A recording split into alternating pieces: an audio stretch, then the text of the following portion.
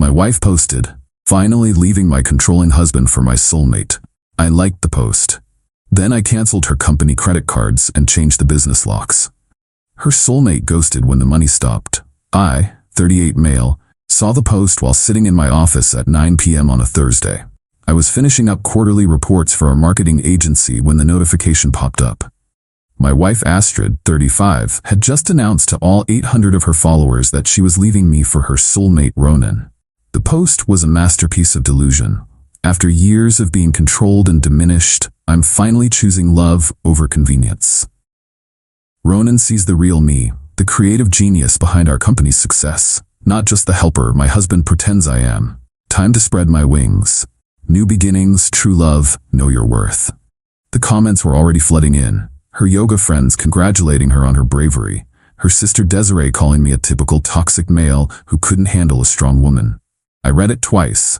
Then I liked it. Astrid texted me 30 seconds later, "Did you seriously just like my post about leaving you?"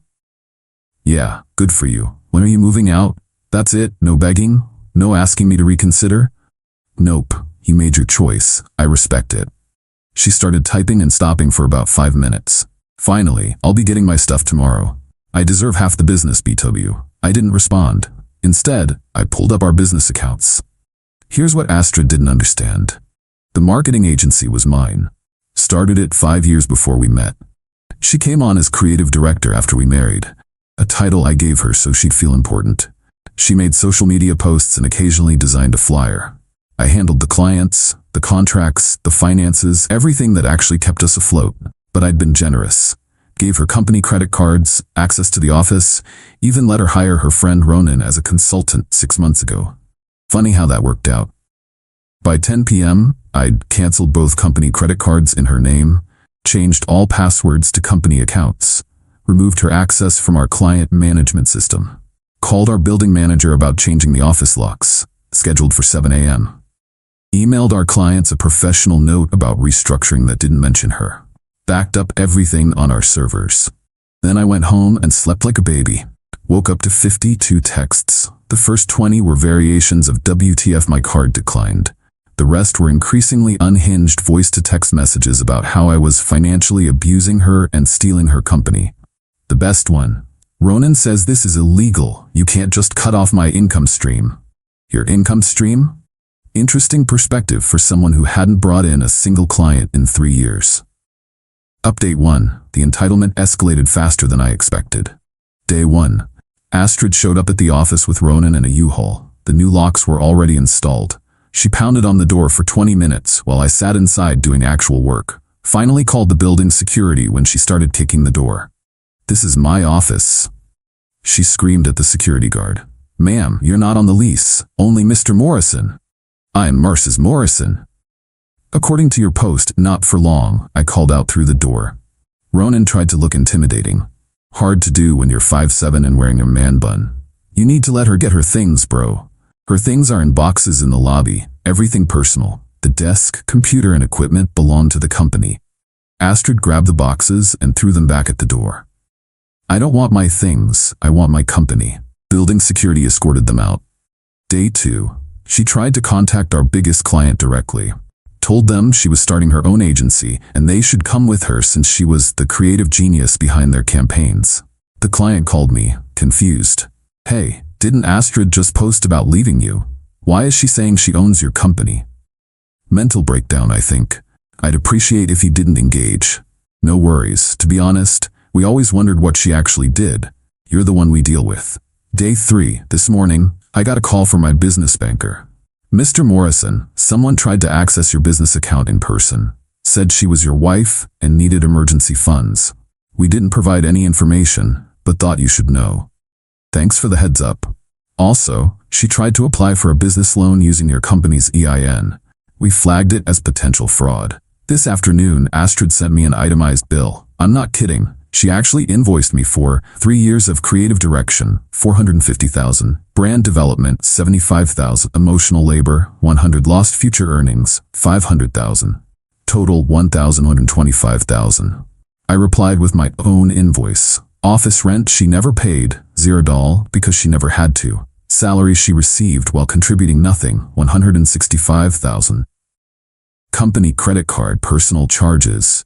$47,832. Money paid to her consultant boyfriend. $36,000. Looks like you owe me $248,832. I'll take a check. She blocked my number. But the real comedy started when Ronan realized the money tree was dead. Update 2. Ronan started showing his true colors fast. According to Astrid's Instagram, yeah, she didn't block me there. Forgot I follow her from the company account. They were staying at his apartment. The aesthetic downgrade from our house to his studio was dramatic. She went from posting from our renovated kitchen to taking selfies in front of his PlayStation setup. But she kept up the facade.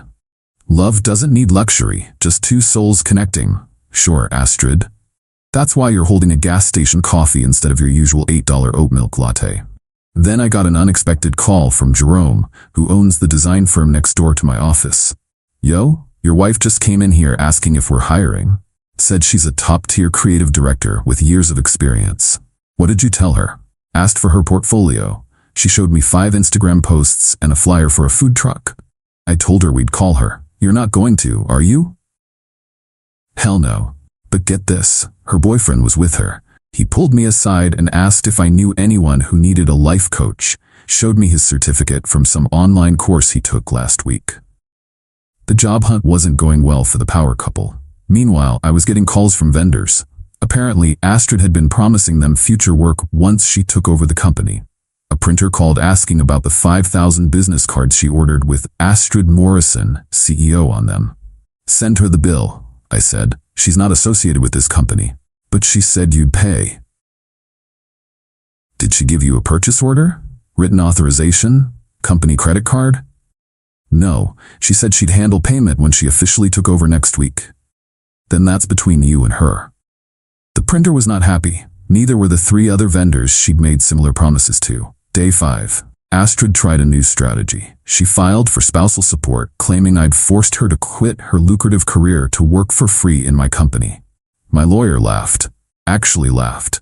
She's been drawing a salary of $55,000 a year plus bonuses. I have all the pay stubs. Also, what lucrative career? Her last job before you married was part-time at a boutique. Can she get any part of the business? Premarital asset. Never commingled. She has 0 claim. She might get some temporary support, but given that she publicly announced leaving you for another man, good luck with that. Day 6. The real entertainment began. Ronan's ex-girlfriend reached out to me on Facebook. Hey, weird question, but is your soon-to-be ex dating Ronan Giles? Unfortunately. LMO, good luck to her. He still owes me $3,000. Told me he was investing it in his coaching business. Spent it on festival tickets and weed. He only dates women with money. When I cut him off, he was gone in a week. How long did that take? About as long as it took me to realize his business ventures were just him talking about manifestation while playing video games all day. I thanked her for the info. Then I did some digging. Ronan had quite the history. 3 ex-girlfriends, all of whom he'd lived with, all of whom had supported him financially. One even tried to sue him for the $15,000 he borrowed for another business venture. Forwarded everything to my lawyer, just in case. Day 7. Astrid's mask slipped completely. She showed up at my house with her sister and a police officer, claiming I was keeping her from her belongings. The cop looked tired before we even started talking. Sir, your wife says you've locked her out of her residence. Officer, she announced on social media that she left me for another man. She's been living with him for a week. I haven't touched any of her belongings. They're all in the bedroom, ready to be collected. He's lying, Astrid screeched. He's hiding assets. There's cash in the safe. What safe? I asked, genuinely confused. The one in the office? You mean the filing cabinet? With the client contracts? The officer sighed. Ma'am, are there items here that belong specifically to you? The whole house. I decorated it. I made it a home. But is your name on the deed? Silence. I let them in to get her clothes and personal items. Astrid tried to take the 65-inch TV. That's mine, I said calmly. We watched it together. I have the receipt from 2 years before we met. She moved to the kitchen appliances. These are mine, I cook. Receipts in my email, bought them during my bachelor days. The officer was clearly over it. Ma'am, take your clothes and personal effects. That's it. As they were leaving, Astrid grabbed my grandmother's china from the dining room display.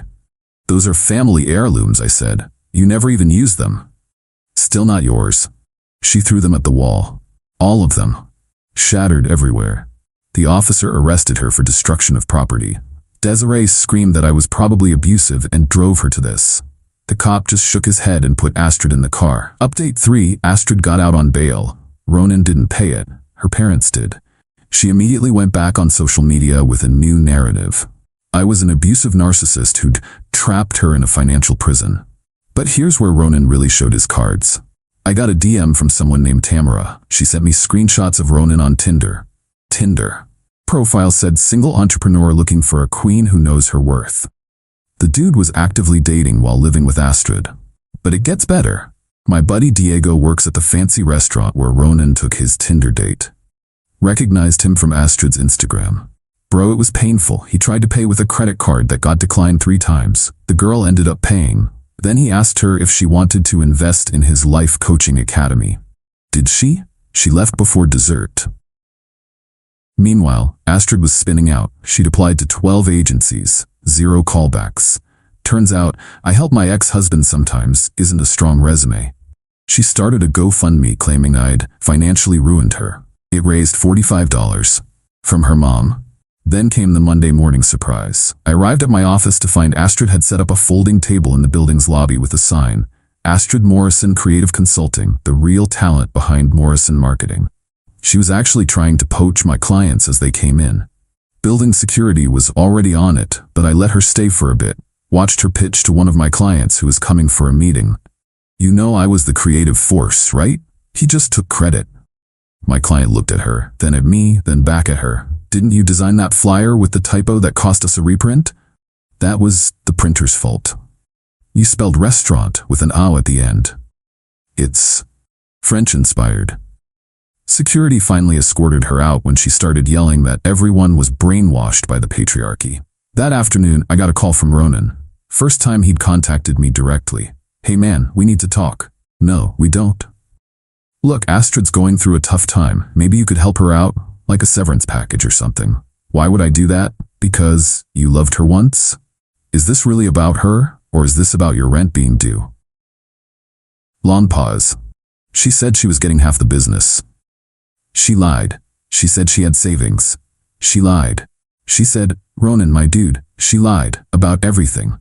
You thought you were getting a sugar mama, you got a leech, now you're both leeches. Poetic, really.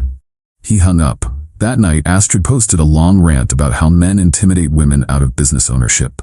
Tagged me, tagged my company, tagged several business journals. My lawyer sent her a cease and desist within an hour. Final update.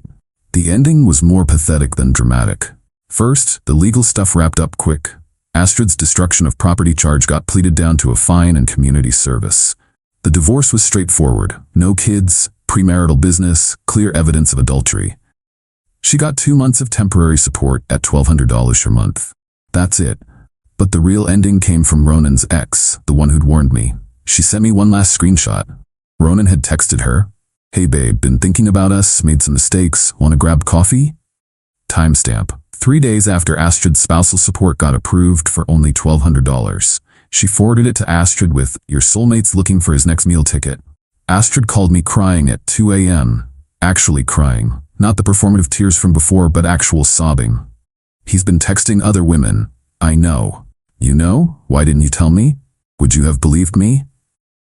Silence. He asked me to add him to my bank account. Said it was for our future. Did you? I only have $3,000 left. Did you or didn't you? Yeah. Then you have $0 left. Check your account. Frantic typing. Then a wail that probably woke her neighbors. How did you know? Because that's what Ronan does. His ex told me everything. You picked a con artist to leave me for. Congrats. Can you? No. You didn't even let me ask. You were going to ask for money. The answer is no. This is all your fault. If you hadn't cut me off. Astrid, you announced to the world that you were leaving me. You destroyed my grandmother's china. You tried to steal my business. You made your choices. I'll be homeless. Your parents have a house. Your sister has an apartment. You have options. Ronan changed the locks on his apartment. That's between you two. She hung up, posted another rant about narcissistic exes who enjoy watching women suffer. Deleted it an hour later when her mom commented, Maybe come home and stop airing your drama online. The aftermath, Astrid moved back with her parents. Last I heard, she was working at her sister's essential oils MLM, posting about boss babe life to an increasingly smaller audience. Ronan disappeared. His Instagram went dark. Someone said he moved 2 states away to live with another woman he met online. She apparently owns a small business. Good luck to her. My business actually improved. Turns out some clients had been hesitant about Astrid's creative direction, but didn't want to offend me. Without her random pivots and typo-filled designs, we landed 3 new major accounts. I hired an actual creative director. Someone with, experience and a portfolio. The difference is night and day. Jerome from next door and I grab beers sometimes. He loves telling the story about Astrid's 5 Instagram post portfolio. It's become legend in our building. My lawyer kept the cease and desist letter framed next to my divorce decree. Says it's his favorite case of the year. And yesterday, something weird happened. I got a LinkedIn request from Astrid. Her profile says, experienced creative visionary seeking new opportunities. Under experience, she listed CEO Morrison Marketing, 2019-2024.